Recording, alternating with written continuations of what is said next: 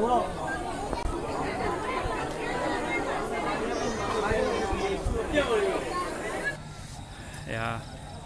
দাহিৰ অৰ্জুন দলৰ মন্দিৰ আৰু ইয়াতে প্ৰত্যেক বছৰে ভোটা দিয়াৰ এটা বিশেষ পৰ্ব আছে। তাৰ নেক্সট ডে আমাৰ যিখন ৰাইজৰ গোহাঁইখন হয় ইয়াতে। আজি এতিয়া ভোটা দিয়া উৎসৱ, আমি ইয়ালৈকে আহিছোঁ, আপোনালোকক সবিয়াস দেখুৱাম।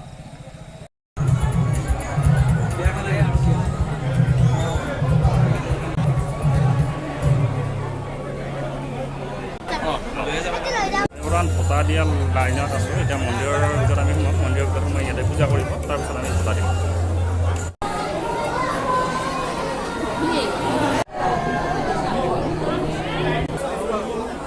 ব্যৱস্থা বহুত আছে।